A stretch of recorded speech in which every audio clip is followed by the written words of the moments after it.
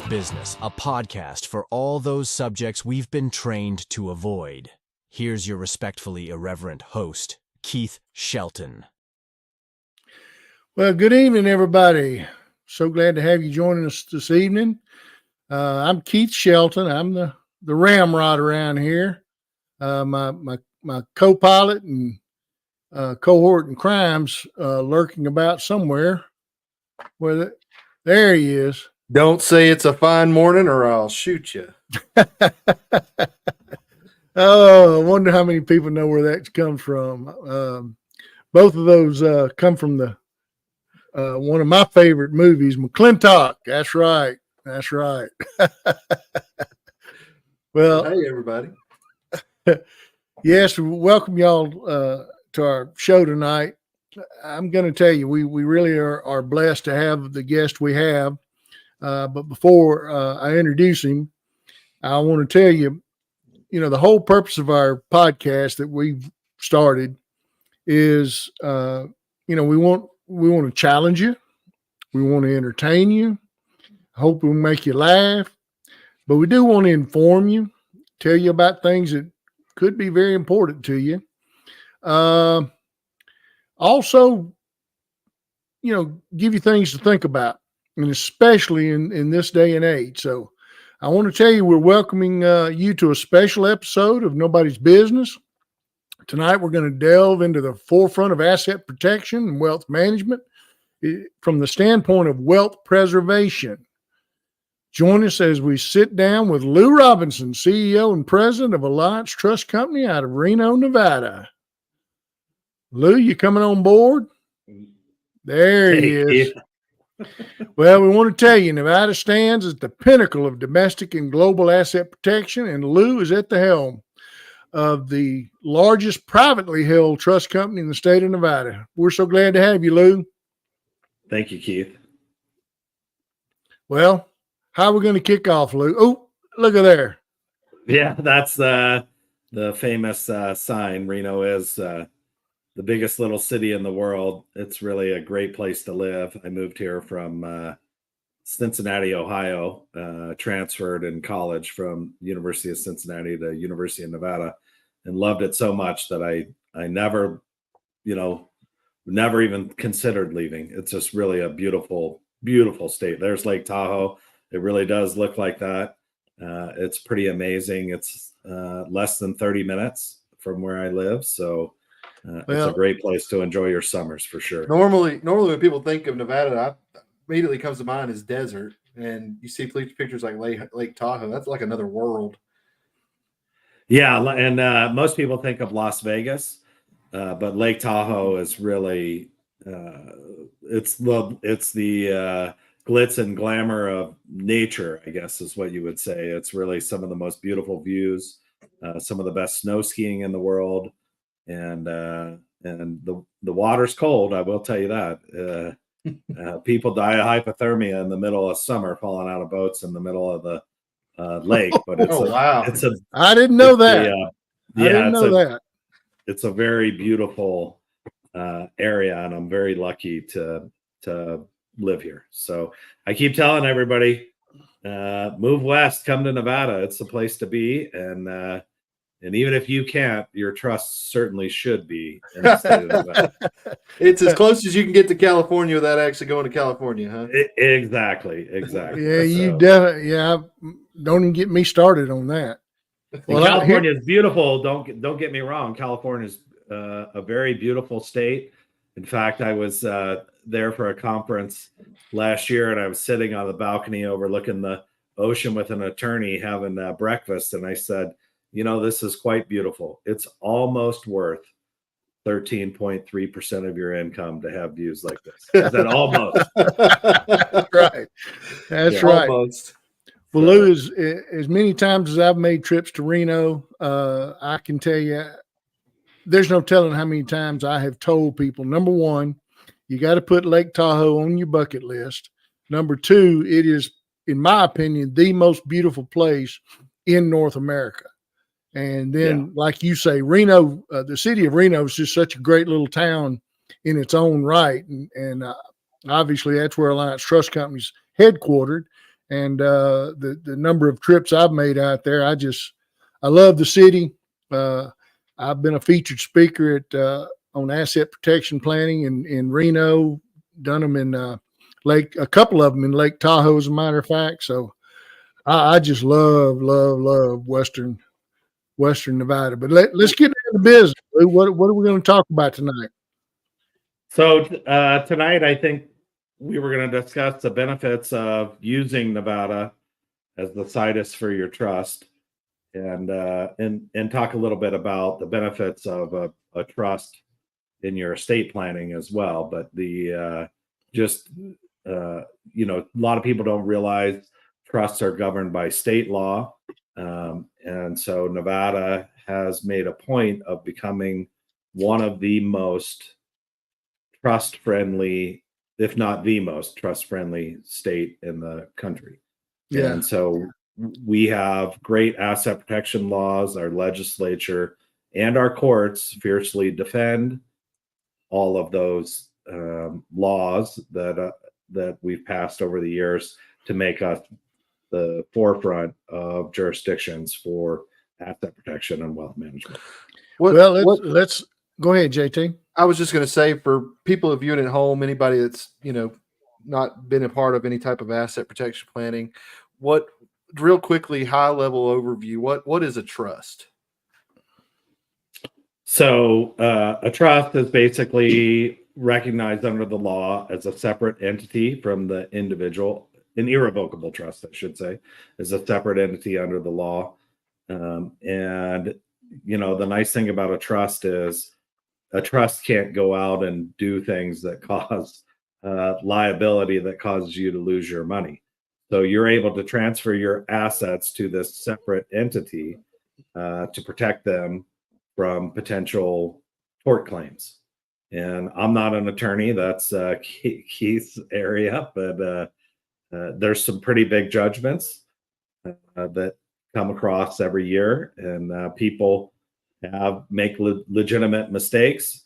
And this is really, I think, an opportunity for a lot of families.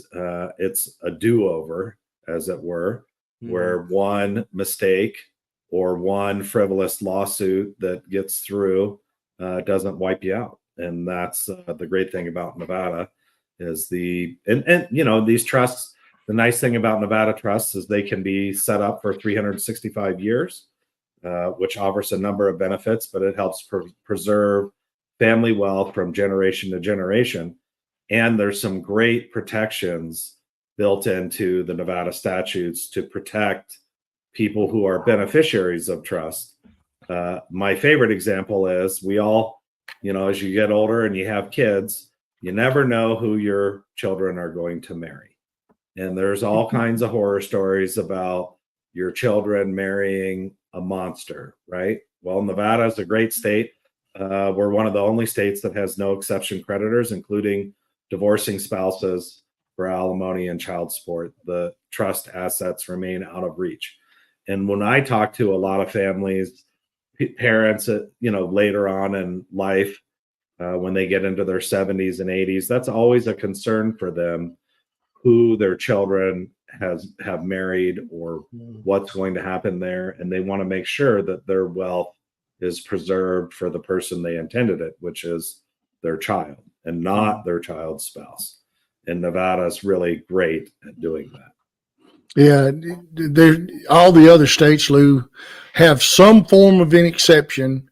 Even the states that have adopted the domestic asset protection trust statutes, they've all got exceptions. That's one of the things that makes Nevada great. It's because Nevada has no exceptions. If it was legitimately in there, it cannot be touched. But Lou, let's talk about what's the driving force for people to do asset protection planning. Here's what I'm going to tell you about Texas. Right now, Texas has a horrible litigation climate. There are two jury verdicts that I can reference. It's basically what I call jackpot justice. I mean, it's literally, when the jury instructions come out, I mean, it's literally fill in the blank. JT, have you got, see if you can pull up that Reagan County case. You see there, folks, it's literally fill in the blank. And there's generally always 4 categories: loss of companionship and consortium, past, loss of consortium, companionship, and society future, and then mental anguish, past, and mental anguish future. And it's literally fill in the blank. And that particular case, this is one of the ones in the last couple of years that have made Texas general liability rates just skyrocket for business people and homeowners even. My automobile insurance doubled in the last year. Well, and here's the thing: this Reagan County case was for a truck and driver who crossed over the center line. It was negligence. The liability was there. The jury award was $125 million of actual damages, not punitive damages. Actual damages. There were 5 beneficiaries, 4 kids, 4 survivor kids and a spouse, and each of the kids was awarded, I think, $20 million, and the spouse was awarded $40 million. That's where the $120 million verdict came from, and it's untouchable. It's untouchable. Punitive damages can be whittled down under U.S. constitutional legal principles, but an award of actual damages in this amount of money, it's sitting there. It's just a matter of what's collectible at that point in time. And most business people, they thought they were doing good to carry, $1 million, $2 million, $2 million, $5 million. Well, when you got jury verdicts like that, there's not going to be enough insurance. And so, Right. So somebody that owns a company and let's say an electrical engineering company or a plumbing company, they got trucks running up and down the road all day long. They're installing plumbing fixtures for new construction, old construction, residences, commercial projects. They're all over the place.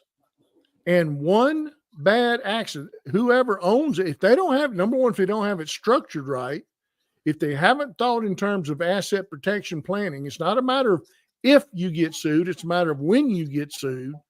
There's not going to be enough insurance. And so, Right. that plumbing contractor, when him and Mamaw started the company, they did it, on their kitchen table. Mamaw did the books. Dad worked, during the day, and Mama would put the kids to bed, and then she'd do the books at the kitchen table. Well, that's how they built the business. And, 30, 40 years later, they lose everything because it's all exposed if it's not structured right. And, Dad becomes a Walmart greeter. And Mama becomes a Walmart stalker. And that's what's possible in today's legal climate. So, what do you see out there, Lou, as far as the need for asset protection planning? Well, it's funny, history comes full circle. So Alliance Trust Company was founded by Dennis Damians, living in Jackson, Mississippi, when he saw all of the litigation surrounding medical malpractice. And so he looked at the Nevada statutes and had the vision to see that this would help combat all of that medical malpractice litigation going on, and to protect these physicians who were just getting sued 6 ways to Sunday and having all of their assets exposed. The insurance premiums became so cost prohibitive that they were virtually uninsurable. And so a doctor, any physician, makes a mistake and ended up losing everything they have because there wasn't sufficient coverage. And so that was Dennis's thought process in starting Alliance Trust Company, was that it would help physicians survive the onslaught. And so, nowadays you've seen a lot of tort reform when it comes to medical malpractice in several states, but, it just springs up in somewhere else. And so until somebody can cap it. And now it's states like Texas. Alliance Trust Company is 20 minutes from the California border. And so we hear plenty of horror stories of litigation in California, and you can get sued for just about anything over there. And so Nevada has really become a great jurisdiction for people in those states, because the nice thing about a Nevada trust is, yeah, that's a good one. The nice thing about a Nevada trust is you don't have to live in Nevada to use Nevada law. That's what we're for. So you can stay put, and that's a big deal for some people. You know, I have a client. He wanted to move to Nevada to save on income tax and worried about liability for his business. And his wife just said, "Hey, I grew up here. I love California. San Diego is a beautiful place. I'm not leaving." And so he was really in a quandary, and a Nevada trust solved not all of his problems, but most of his issues that he had. So you've got to have some pretty good stories being in this space about some you don't have to disclose any names, but I know you've got to have some interesting stories having worked in this space for a while from your experience where you've been in this realm. Yeah, and it really, the nice thing about this business is, I went to school, accounting and finance, dual major, and accounting. The thing I loved about accounting was everybody hates the work, right? The work is brutal, but it's a window into other businesses, and you see what people do to be successful in accounting. Don't ever open a restaurant. That's my number one advice there. It's the worst business ever, but the trust business is unique in that you get the same window, and you have to have at least a moderate level of success generally if we're involved. And so we really get to see some just really interesting things that people have done in their lifetime. And so we do some estate settlement work and some successor trustee work, within the state of Nevada. And it's a small segment of our business, but it's probably the most interesting work, because that's really where you get to know everything about a person. And oftentimes you end up learning more about them than even their friends knew. Or that you may have wanted to know, huh? Yeah, exactly. And so, and it's Nevada is a state where people do some significant doomsday prepping. And so when we walk into some of those estates, it's quite interesting. In fact, we had a case in a state, and the state's all public records. So, which we can get into talking about privacy of trust, but the probate court, if you have a will, you're guaranteed that everything's going to be public because it's all in the probate court and anybody can access it.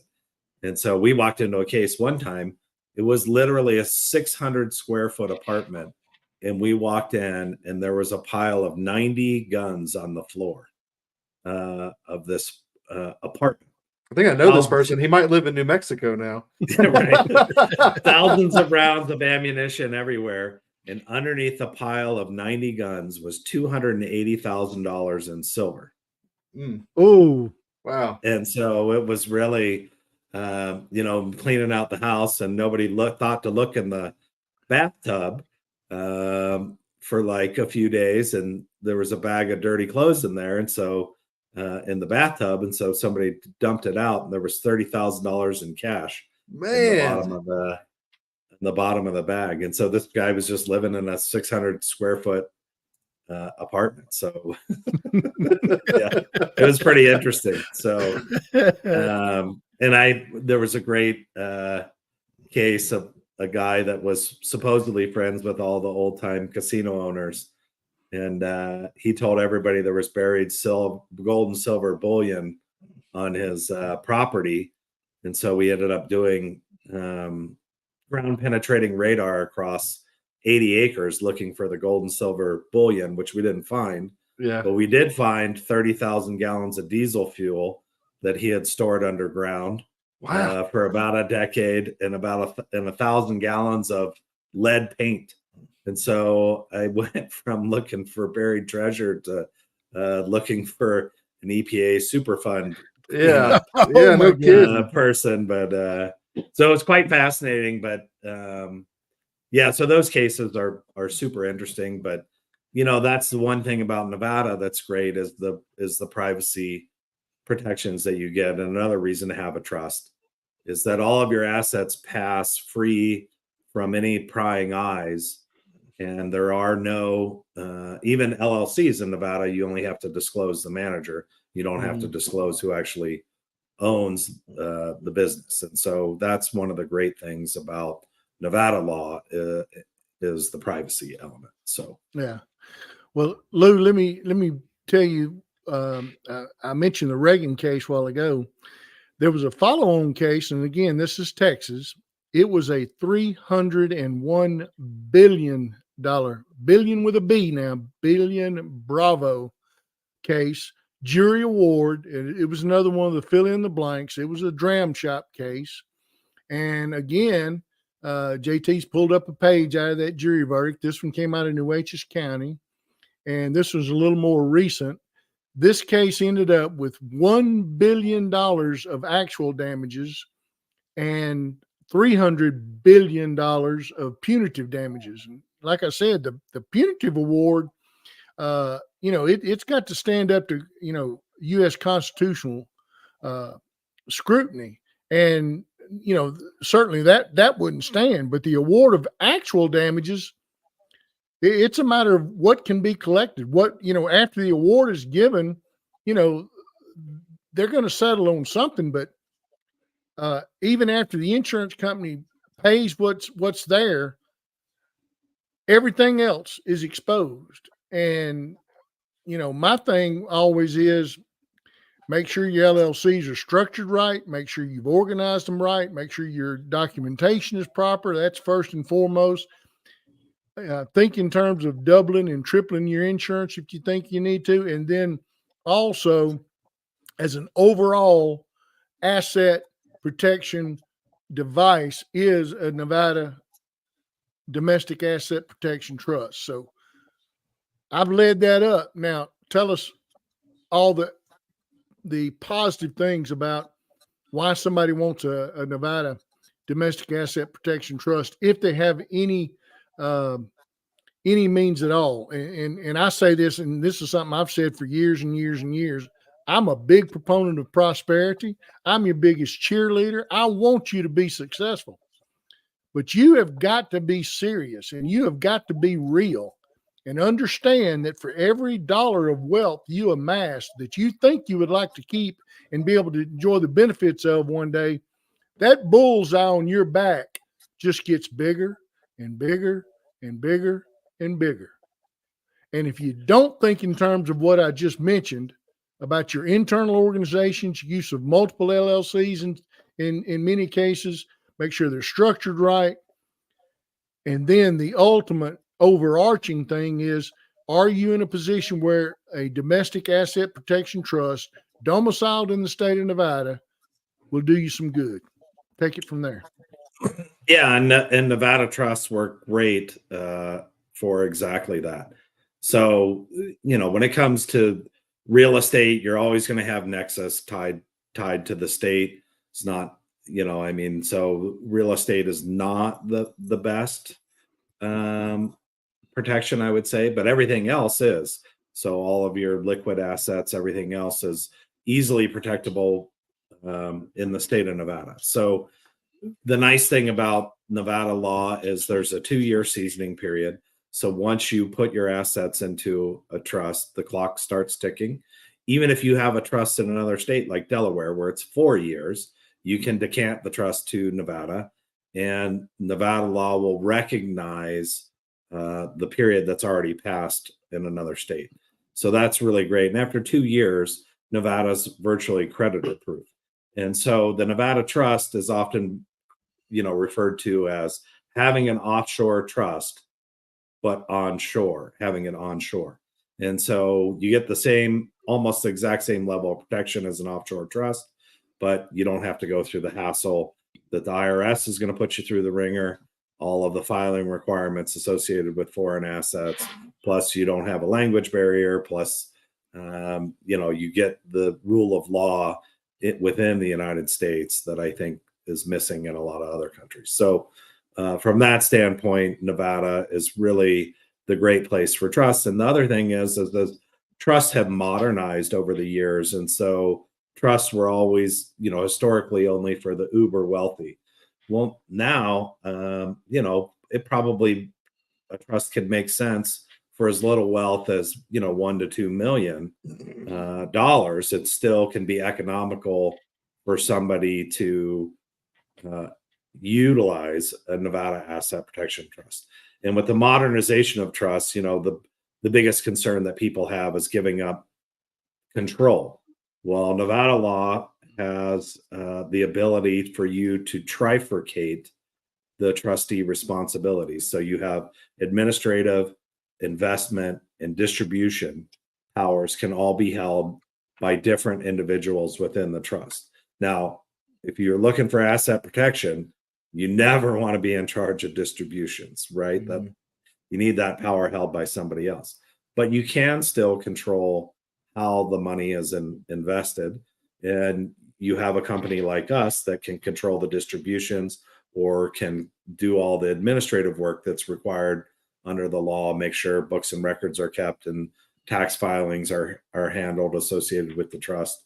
And if somebody says, pay this creditor, we say no. And then they've got to go to Nevada court. Nevada courts are never going to compel a Nevada trustee to distribute assets. It's just not going to happen. So you can't leave yourself insolvent when you transfer assets to a trust, because there has to be something remaining, and you can't do it when you're already being sued. So you need to do it before the storm clouds are overhead. And so that's really an important concept under the law. You can't defraud creditors. I've seen cases where people have attempted to do that. And Nevada law can hold that it's a fraudulent conveyance. And it's also a criminal act to defraud creditors in the state. So you just need to be proper planning ahead of time. You want to set these up when it's all rainbows and sunshine, not when there's tornadoes ripping through your finances. So what you had answered, I had a question and I think you did answer it, but you said trusts were initially for the super uber wealthy. And one of my questions was going to be, what is the lowest, you've seen somebody set up a trust with? I know you've got a high range of clients at Alliance, but what I'm trying to figure out, what is a practical way for someone in business, when is it practical for them to set up a trust? How can it be implemented for, everyday business people, or is it something everyday business people need to use? No, I mean, I think anytime you begin amassing wealth, when you get to 1 or 1.5 million, it's something that you really need to start thinking about, because $1 million used to seem like a lot, but in a jury pool, it's a nothing. Nothing in a Texas jury pool, that's for sure. Yeah, in a Texas jury pool, yeah. I mean, that's they'll throw that out there in no time flat. That's the first 5 minutes. Yeah, and so just consider it gone.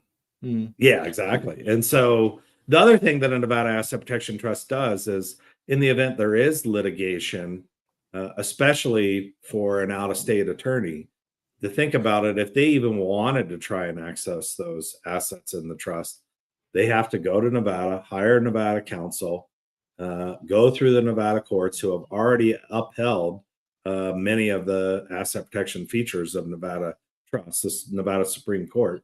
Nevada Supreme Court's not going to allow an out-of-state court to dictate what happens to a Nevada resident or a Nevada trust. It's just not going to happen. And so the prospect, and they don't understand Nevada law either, So the prospect of getting through that and the amount of dollars that they would spend in legal fees just to mount a case, almost in every instance, they'll just take the low hanging fruit, which is the insurance money. So Is that the same for the case when the actual trust does own the assets that I guess were subject to the litigation? Like, if they owned a business that caused the issue at hand, is that different? Is that a different case? yeah, I mean that's really Yeah, you're not talking. You're talking apples and oranges there, JT. yeah, Yeah. exactly. So it's really your business interest itself, especially if it's in a litigious business, is probably not Nevada Trust is not necessarily the appropriate way to structure it. But the wealth generated by that business, that's what you want to protect.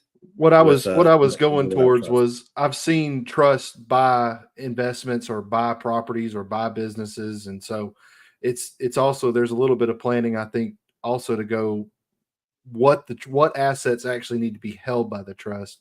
And as in any asset protection, you don't want high risk business and stuff that you're trying to protect assets in. You don't want to own a GC company in a trust. Right. So it's you don't want to own a race car in a trust. You don't Sure. want to own a boat in a trust. Yeah, it's You not don't want to own a home with a swimming pool. it's not your free ticket to go do whatever you want and nobody can touch Right. it. You still have to be strategic. That's where I was going there are still some strategic assets to what you need to do, but for the most part, what you're talking about, if you just have something that's an asset, it's not high risk, it's not out there in the public doing something, it's not going to be the center of a lawsuit. The Nevada Trust is the way to go. Exactly. Especially for marketable securities, really intangible assets. The trust really works great. There you go. That was my next question: is what kind of assets do you recommend go into a trust? Yeah. And then a lot of times people use LLC wrappers for real estate or other assets that put it even in the trust somewhat insulates it from other assets. That's an important concept as well. So sure. And people like Keith, who's an expert in asset protection, that's what he designs those plans for people and keeps them from making the big mistake. But you just think about it in this world today. If you have a swimming pool and somebody drowns in your pool, maybe you're out of town, somebody decides to go pool hopping and drowns in your pool. Guess what?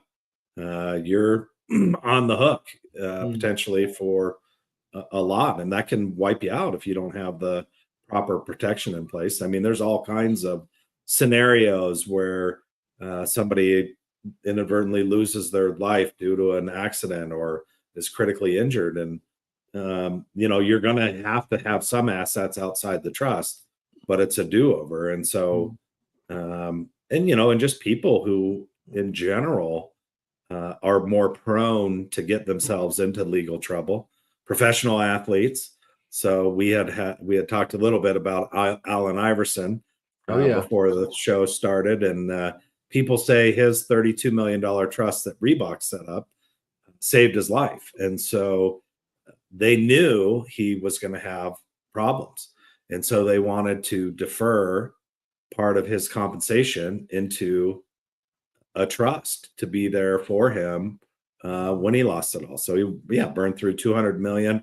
I think he declared bankruptcy just a few years out of the league. In fact, I think the statistics are, I don't know if it's just NFL players or professional athletes in the major sports, 75% are bankrupt within 5 years of leaving the league. And I've always said I didn't understand why every professional athlete should have a Nevada trust. They open restaurants and bars and get involved in businesses that they don't know anything about, or they marry wrong or have children from multiple women. And these trusts are set up perfect for a professional athlete to have the rainy day fund so that they don't lose everything. And it's All a you perfect professional deal. athletes, all the professional athletes watching right now, you really need to get with Lou and get you get with the Lions Trust. Yeah, it was funny. It was a few years ago. Phil Mickelson was squawking about living in California and how much tax he was paying in the state. And he's got all these other business ventures and everything. And I just said, man, what? I don't understand why he doesn't just move to Nevada, or at the very least, get a Nevada trust. And so, and that would solve a lot of problems. And the great thing about Nevada is there's no income tax, no state income tax. I filled out at living in Cincinnati, Ohio. I had to fill out and pay state tax. I had to pay city tax, and then I had to pay federal tax. And so the nice thing about Nevada is there's no state income tax. So your trusts, are still subject to federal income tax. But there's a lot of great tax planning strategies that you can utilize to both escape state tax and also lower the impact of a state tax. And so the great thing about Nevada Trust too is, they can last for 365 years.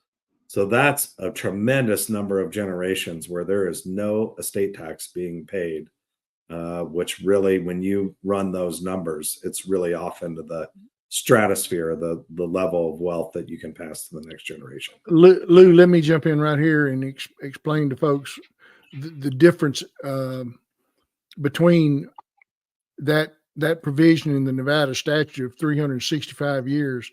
The alternative is what's typically called the rule against perpetuities. And the rule against perpetuities basically says you cannot lock away assets for more than, and this is almost a quote now, lives in being plus 21 years. Well, in those states that do not have legacy provisions like Nevada does for 365 years, lives in being, when somebody creates a trust, that could last 90 years, or it may only cover 60 years. And so when you look at the times where, let's say, lives in being plus 21 years, the grantor of that trust can only count on that money being locked away. And when that last person reaches the age of 21 years, those assets have to come out of that trust. And if those assets are intended to be protected again, they have to be put into another trust. Well, guess what happened when they came out the first time? Guess what happens when you think you want to put them in again? You're going to pay, like you said, estate taxes. Well, when you know that lives in being only generally covers somewhere between 60 and 90 years, how many of those events don't even come into play when you're talking about a time period of 365 years? And so what would be the if you took $10 million in a state that had nothing but the rule against perpetuities and Nevada, in 365 years, who would have the most money? Obviously the one where the trust was domiciled in Nevada, because out in this other state, it's going to have to come out, be put back in, come out, be put back in, come out, be put back in, and hit with the state taxes every time. Well, every time it had to pay estate taxes, and in many cases, and that's something else we can talk about. We did want to reserve a little bit of time to our bash the IRS period. I mean, right now you've got a high estate and gift tax credit, but you can change it anytime. Yeah, it can change it anytime. I love the way JT puts these things up there. But yeah, it could change anytime. I remember when I first started practicing law, it was $640,000. That was a gift tax exclusion. And what people didn't understand is the estate tax and gift tax actually started at the first dollar. And the tax law is written so that up to a certain amount, every tax that was due had a credit applied against it. Okay? So that when you finally exceeded that tax credit limit, depending on the rates at the time, and I believe at that point in time, they were being hit with a 55% tax rate. People didn't know that. They thought the taxes started at the first dollar above 640,000. No, that's not it. Taxes started way back at $1.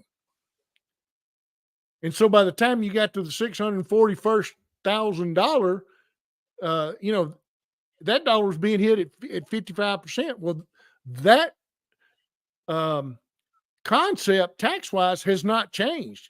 The tax credit level is way up there now, but there's no guarantee it's going to stay there. And if you listen to the people in Congress, they're wanting to lower it. They're wanting to let all the high tax credit laws sunset and basically expire, which means they go back to the one before. Now, Lou, I believe 2025, is it? It goes from 24 million back to 12. Yeah. Yeah. Yeah. I mean, that's an So example. They did keep the index for inflation. The rate is also not quite as high as it used to be. It's only 40% now instead of 55, but it's still significant. Exactly. So the first dollar out that does get hit, that doesn't get hit, with a little bit. It gets hit at 40%. And that's my point. And people didn't understand that. And that's why a state like Nevada, where you've got we call them legacy provisions. You can put, we can talk about this in just a minute, but when you can put something up for 365 years and during that time, it can do nothing but grow compared to a state that has nothing, that just has the rule against perpetuities, where it's going to be out and in, out and in, out and in several times. It's going to be taxed every time. And it only makes sense that the benefit is in the state of Nevada. So I've actually seen some trusts that were, we have a trust that was domesticated to Nevada. And the timeline for that is when the last of King George VI line alive at the time of the signing of the trust passed, plus 21 years. And the beneficiaries asked me, well, what does that mean? I'd go, I don't know. I got to do a family tree here to figure it out. So I assigned it to one of our trust officers. I said, hey, you need to go and you need to trace all of King George's lineal descendants and that were all alive. I think the trust was signed in like 1972. And we've got to keep track of this. So when a beneficiary asks us when this trust is going to be gone, we can pull out the family tree and explain to them, well, this one's not doing so well, so it might only be 22 years. We saw the same thing in I think it was some sort of declaration of covenants, conditions, and restrictions for a property we were working on for our development client, and it said something like when the last of Queen Elizabeth's descendants, die, this will be gone. And we looked at Keith, Keith's our inside counsel for that group, and looked at him and said, "What is this? We got to go look up, when who's the latest descendant?" I said, "Well, King Charles ain't looking too good either right now." It really just meant it's like it's in perpetuity, which means forever. It's saying, this is forever. But you guys are that's just how good Alliance Trust Company is to our viewers watching. They're actually going and doing the research. They said, "Oh no, we're not going to take that for face value of perpetuity. We're going to find out when that last descendant dies." Yeah. So I had to give a presentation. It was really, it was actually quite entertaining. When I assigned the work to somebody, they looked at me like, "What are we doing?" But lives in being plus 21 years. It doesn't specify which life. It's just somebody alive at the time that trust was created. If they pick And somebody specific like that, it's whoever was the whoever was alive of that category plus 21 years, and then it has to come out of the trust. Well, yeah, and I mean, there are some states that have a little bit longer period of time than Nevada, but really, I mean, you look at how long the United States has been around, so you're making another lap plus quite a few years, and it's who knows what's going to happen 365 years out. But it's nice to know that for as long as possible, certainly beyond the life of the grantor, or even one generation, you can take care of multiple generations. And so I've seen one uber wealthy family that was quite large, had over 100 beneficiaries that we were talking to, and their big deal was they wanted to make sure that every child, every lineal descendant, any relative at all would have college education paid for many generations. And education was really a big deal to the grantor and his wife. And so, I mean, that's great. And so that was kind of interesting. And so the Nevada Trust is perfect for somebody like that was really concerned about educating multiple generations. Well, guys, give us just 1 second. I don't want y'all to get cut off. We're going to go to a quick ad break. When we come back, I think you were kind of hinting at some of the things that Alliance Trust helps families that do put their things into trust, how they help them manage those over generations, and people who have goals like that. That's kind of what Alliance Trust Company does, right? They help them set that up and set those goals and help manage those goals and get them to where they want to be.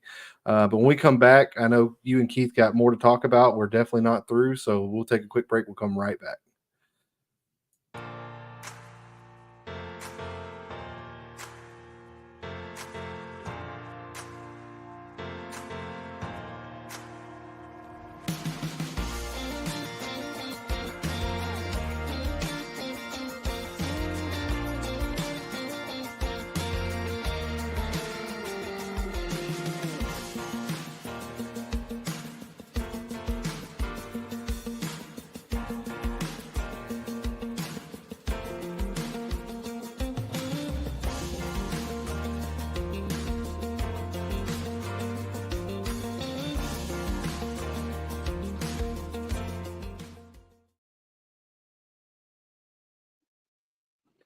And we're back. Right. Yeah, let me talk a little bit about our sponsor. I'm 68 years old, and I cannot tell you the benefit of a stretching program administered by a professional therapist, stretch therapist. My favorite's Mario. Mario's my guy, and I go once a week, and I tell you, it's made all the difference in the world. And mental, physical, wellness. I'm a big proponent of stretch therapy now, I can assure you. So we're glad to give them a shot. So, well, Lou, we're back. What we would like for you to do is hit the highlights of Nevada Trust, and we want to hit when you wrap up the positive points about it and why everybody should be looking toward Nevada. Cover what good a Nevada Trust can do to somebody who doesn't live in Nevada. Right. So, like I mentioned previously, it's like having an offshore trust onshore in the U.S. No state income tax, 2-year seasoning period for the assets, which means once they're in the trust for 2 years, they're virtually untouchable. The standards for a fraudulent conveyance to a trust is that you have to show by clear and convincing evidence, which Keith can talk a little bit about, which is a very high bar under the law. So you have to show that there was basically intent there. So once they're in there, they're tucked away for quite a while. And so until you're ready to take them out, you can be a beneficiary of your own trust. So Nevada has self-settled trust laws. So you can be a beneficiary of your own trust. You just want to make sure that distributions are discretionary. And then the other thing is I spoke a little bit about trifurcating the trust roles and responsibilities. So Nevada really has first in class directed trustee statutes.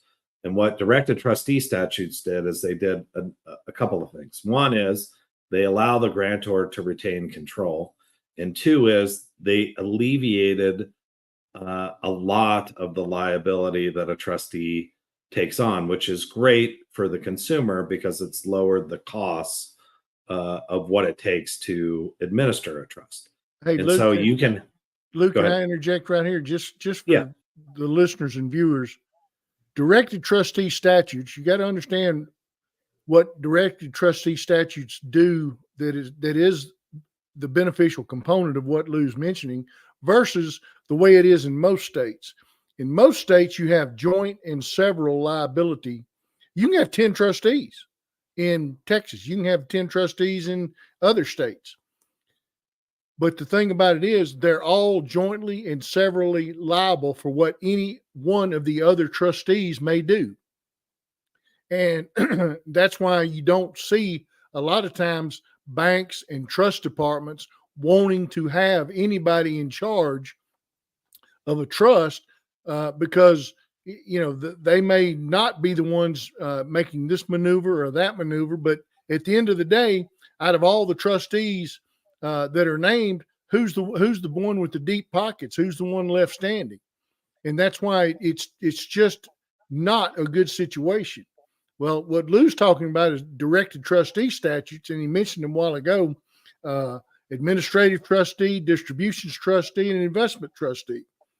And under Nevada law, when the grantor names a specific person or legal entity, such as Alliance Trust or a bank trust department, or somebody else, as a specific, as one of the three specific trustees, they're not responsible for what the other two may do.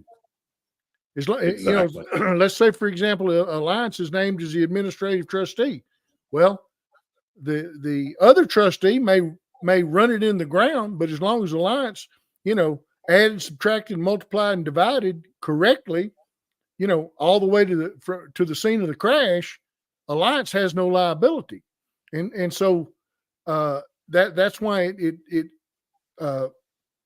go ahead, Lou. Now you can pick up.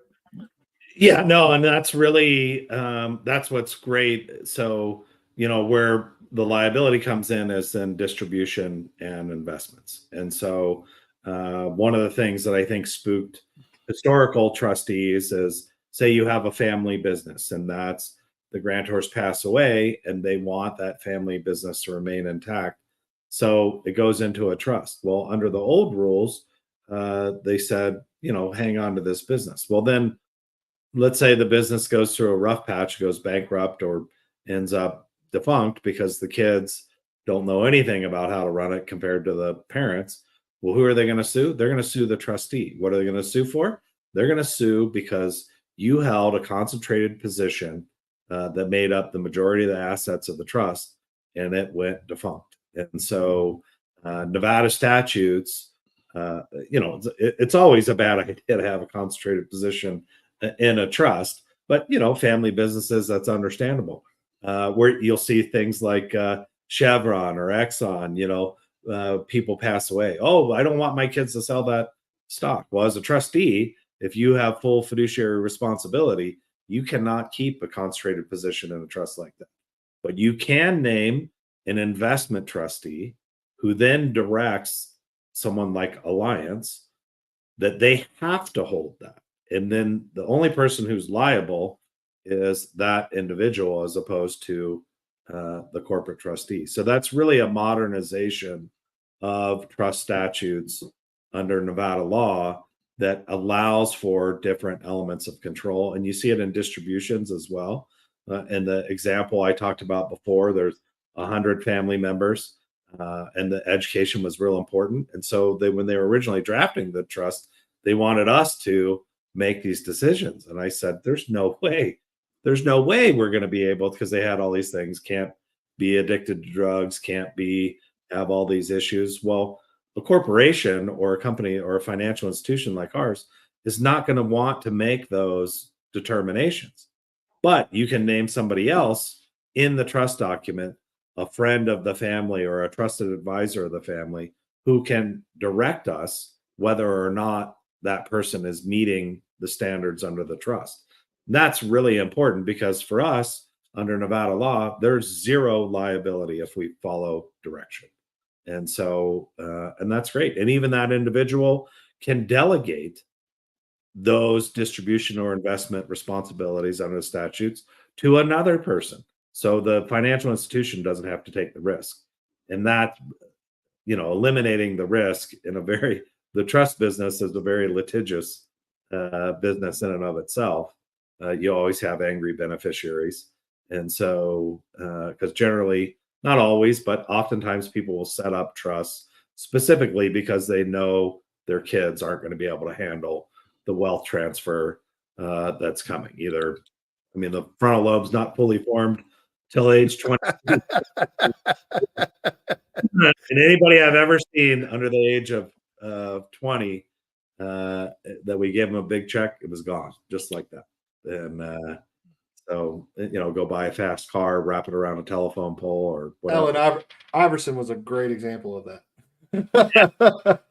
And so before the show, I had mentioned that I had been, I went once to the NFL Players Association conference, and coming back from that, I actually met Brandon Cooks, who at the time was wide receiver for the Saints. And, it was right at the beginning of the peak of his career. And he was pretty interesting. And he got a big kick out of, we were talking about NFL players and how they get that first big check and just how quickly it goes. And they have no money skills or anything like that. And Brandon Cooks, said, I was lucky, my family was very stable and taught me how to handle money and had a team of advisors already set up for me when the big money started coming in. But he got the biggest kick out of when I told him, I said, well, Brandon, I've given big checks to lots of people in this line of work of all ages. And then I said, regular people are no different from NFL players. If they come from no money and you give them a giant check, they blow through it very quickly. And so he just thought that was hilarious. It had never occurred to him that was the general population was just as susceptible as young NFL players. So, well, Lou, let's do talk about a serious feature here, and that is what happens if you don't have a trust. And let's say we're talking about probate. If there's a child in the family and a parent passes away, when that child turns 18, what's going to happen to the asset that was allocated to that child in the absence of a trust?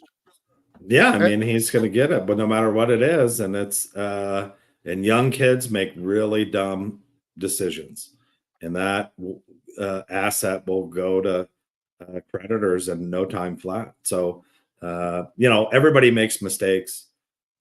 People under the age of 25 make mistakes at about 10 times the rate of other people. So it's really a craps game. That's why you see in trust provisions, first tranche at age 30, second tranche at age 40, whatever. It's because they're trying to protect their child kids or beneficiary from themselves. Yeah. And in this day and age, boy, that money can just go so fast. And so it's a will is appropriate in some instances, but if you're concerned about privacy and you're worried about children, making bad decisions, which we all do at that age, not giving them a bunch of money at age 18. And when you do this planning, really, you should do it with the mindset of what happens if I die tomorrow? Not, well, I'm going to live for 20 years. the thing about a trust, you can always change your plan later.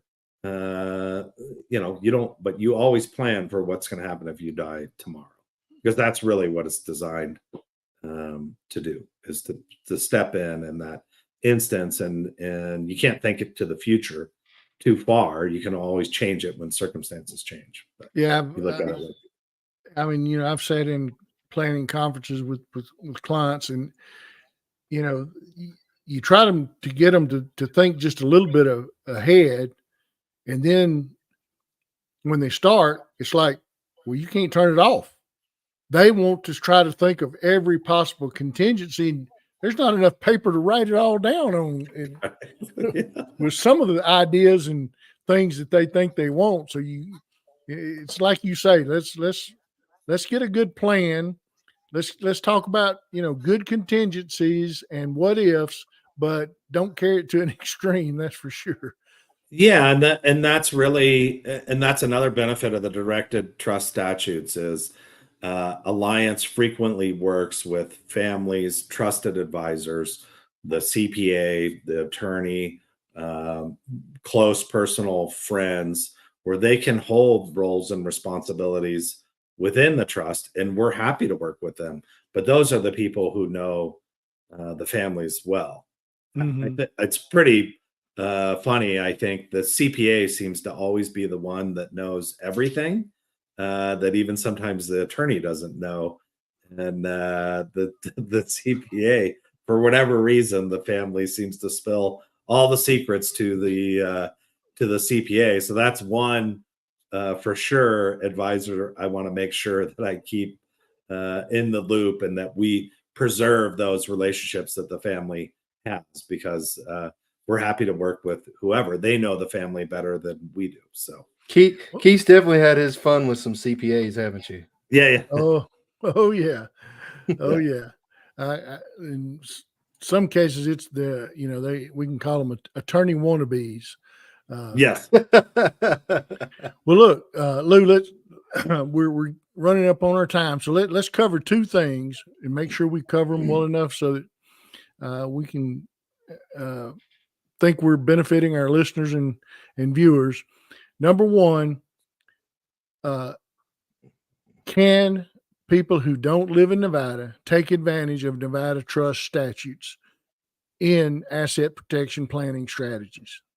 Absolutely. Nevada law is specifically designed to allow people from not just other states in the US, but from all over the world.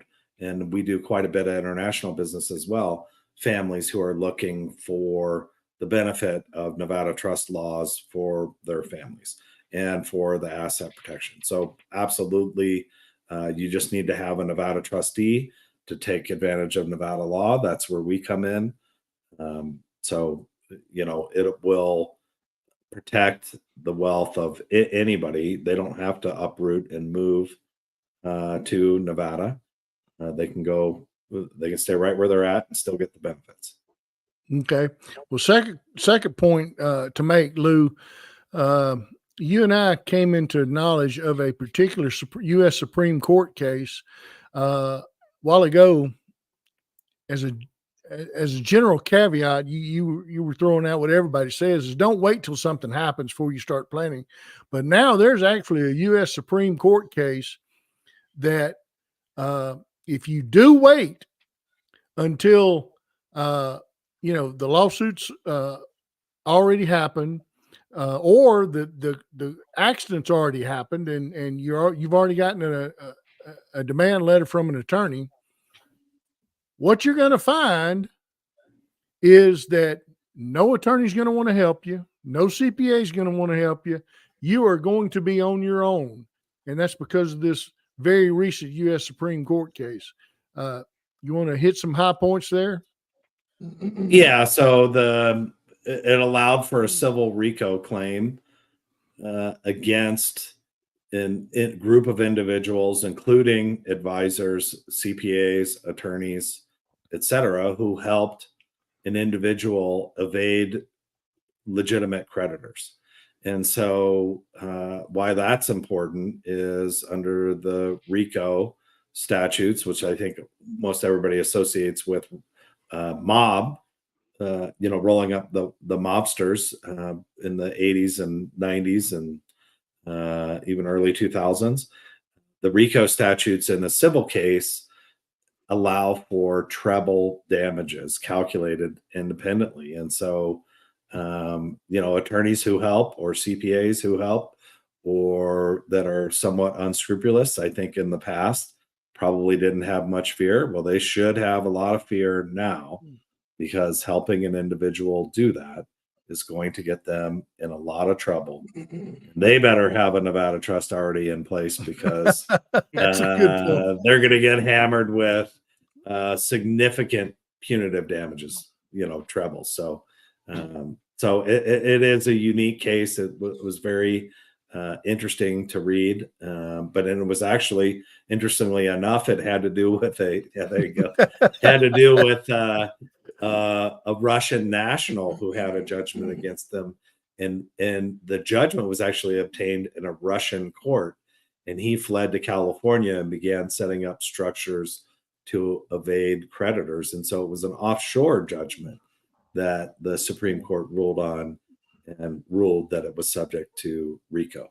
And so that was a very interesting development. And that's the thing I love about the trust business, is you are at the cutting edge of both tax and law, because there's things changing all the time. So it's a business where you will never, ever, ever learn all that there is to know in this business. And as soon as you think you're close, they'll change the laws anyways, and you got to relearn everything. So yeah.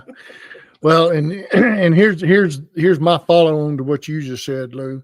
The more attorneys learn about that U.S. Supreme Court case, the more CPAs learn about that U.S. Supreme Court case, they're going to learn in their practice, when somebody does come to them and they won't say, I want to start doing some asset protection planning. They don't tell them about a lawsuit. They may not tell them about a judgment, whatever, but they're just trying to, set you up.